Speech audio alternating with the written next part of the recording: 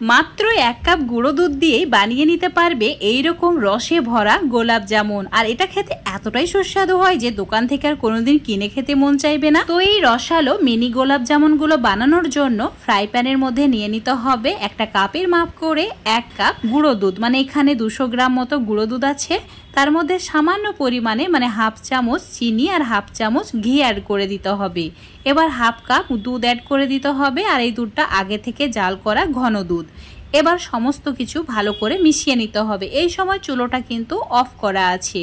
ভালো করে মিশিয়ে নেওয়ার পর চুলোটাকে অন করে দিতে হবে। 1 মিনিট মিডিয়াম টু লো ফ্লেমে জাল করে নিতে হবে।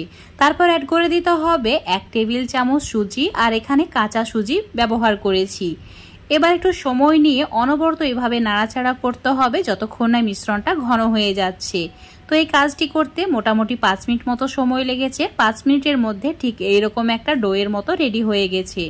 যখন দেখবে কড়াই থেকে একদম উঠে আসছে তখন এটাকে একটা প্লেটের মধ্যে নিয়ে নিতে হবে ঠান্ডা করার জন্য। তো যতক্ষণে এই মিশ্রণটা ঠান্ডা হচ্ছে ততক্ষণে চিনি সিরাটা রেডি করে নিতে হবে। চুলোর উপর একটা কড়াই নিয়েছি। কড়াইয়ের মধ্যে 1 কাপ চিনি অ্যাড করে দিয়েছি। এবার ওই কাপের মাপ করে 1 কাপ জল অ্যাড করে দিতে হবে। আর এখানে 3টি এলাচ এইভাবে ফাটিয়ে নিয়ে অ্যাড করে দিতে হবে।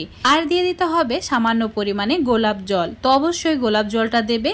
গোলাপ জামুনের মধ্যে গোলাপ জলের ফ্লেভারটা থাকলে খুবই ভালো লাগে খেতে। চুলোর ফ্লেমটা মিডিয়াম টু হাই রেখে চিনি গলা পর্যন্ত অপেক্ষা করতে হবে। তারপর 1 মিনিট ভালো করে জাল করে নিতে হবে যাতে এই চিনির রসটা একটু আঠালো হয়ে যায়। এবারে চিনির রসটা হালকা ঠান্ডা করে নিতে হবে। তো চুলো থেকে নামিয়ে রেখে দিচ্ছি। এদিকে গুঁড়ো দুধের মাওয়াটাও হালকা গরম আছে। তো হাত দিয়ে ভালো করে 1 মিনিট মথে নিতে হবে। তারপর অ্যাড করে দিতে হবে 1 চিমটি মানে একদম সামান্য পরিমাণে বেকিং সোডা। তার সঙ্গে যতটুকু বেকিং সোডা দিয়েছি তার ডবল বেকিং পাউডার দিতে হবে। 1 চামচ মতো জল অ্যাড করে খুব ভালো করে মিশিয়ে নিতে হবে। জলটা অবশ্যই অ্যাড করবে। তারপর দিয়ে দিতে হবে 2 চামচ ময়দা। অবশ্যই এখানে ময়দা অ্যাড করতে হবে। আর ময়দার পরিমাণটা 2 চামচই রাখবে, এর বেশি কিন্তু দেওয়া যাবে না। বেশি দিলে মিষ্টিগুলো ফেটে যাবে। খুব ভালো করে মথে নেওয়ার পর একটা ডোয়ের মতো করে রেডি করে নিতে হবে। আর এইভাবে হাত দিয়ে লম্বা করে বানিয়ে নিতে হবে। তারপর ছোট ছোট লেচি কেটে নিতে হবে। একদম মিনি গোলাপ জামুন বানাচ্ছি তাই লেচিটাও ছোট কেটেছি। তোমরা চাইলে এর চেয়ে বড় বা এর চেয়েও ছোট করে কেটে নিতে পারো। দেখতেই পাচ্ছ গোলাপ জামুনের গায়ে কোনো রকম ফাটল ধরেনি। খুবই সুন্দরভাবে এগুলো রেডি হয়ে গেছে। মানে ডোটা একদমই পারফেক্ট হয়েছে। তো এখন এগুলো প্লেটে থাক। ততক্ষণে তেলটা গরম করে নিতে হবে। এইভাবে আঙুল দিয়ে তেলের গরমটা সহ্য হচ্ছে কিনা চেক করে দেখে নিতে হবে। হালকা গরম তেলেই মিষ্টিগুলোকে ভেজে নিতে হবে। তো সব মিষ্টিগুলোকে অ্যাড করে দিচ্ছি। চুলোর ফ্লেমটা মিডিয়াম টু লো রেখেছি। তো এই সময় খুন্তি বা হাতা দিয়ে নাড়াচাড়া করা যাবে না। জাস্ট এইভাবে একটু দোলাতে হবে যাতে উপরে মিষ্টিগুলো ভেসে ওঠে।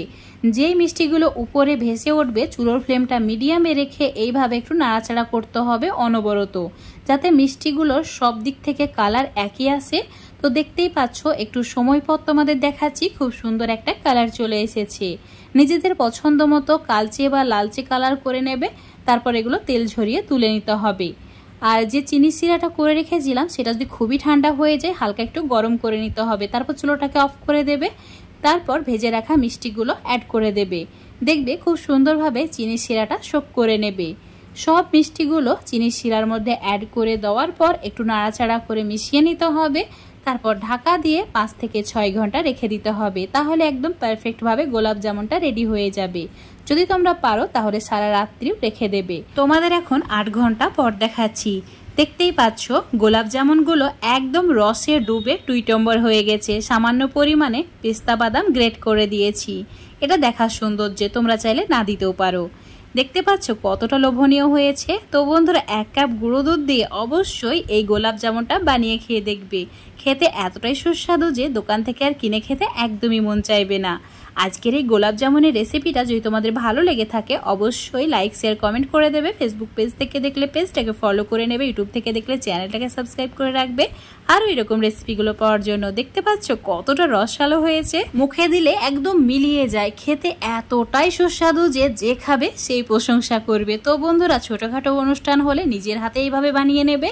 তো অবশ্যই বাড়িতে এইভাবে একবার ট্রাই করে দেখবে।